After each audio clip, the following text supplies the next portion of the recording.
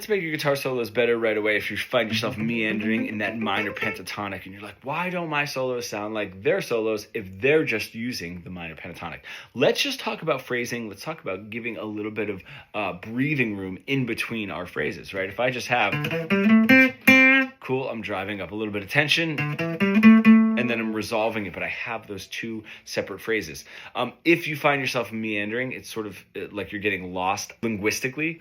It's just like going to another language. I need to learn my phrases before I can string them all together, right? The best part too is if we have our root notes of this particular scale, right, that's going to give any tension down to a really safe sounding place, you know. But if I want to drive that tension up, I'm going to play the notes on either side of that root note, the flat 3 or the flat 7. So if I have, right, that's my flat 7, and then, so I'm driving the tension up with a phrase ending on that flat 7, right, allowing that breathing room, it sort of gets digested, and then bringing it down. And that's what we, with my root note, which is what we call the call and response, right? So now with those phrases, you're allowing a little bit of silence, which we are so afraid of when we start improvising, right?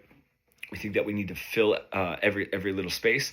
But when we're doing that, we get really comfortable with that space, with those phrases, and then driving a little bit of an emotional arc, playing a phrase, ending on a flat 3, and then bringing it down, ending on my root note, right? Driving it up and bringing it down. And then from there, you can make those phrases longer and longer and even string them together, because when you hear somebody playing,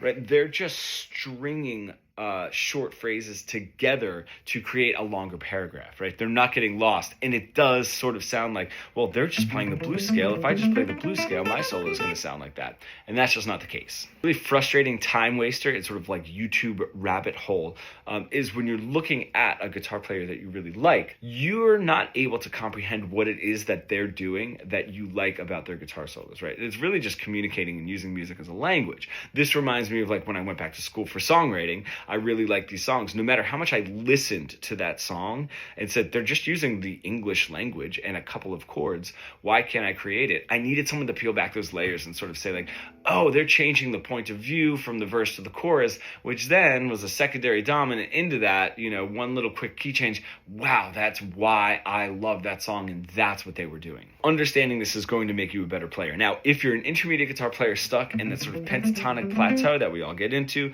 you want to bridge the gap between your creative ideas and what you're able to play, becoming fully fretboard fluent, comment pro below, and we can get started.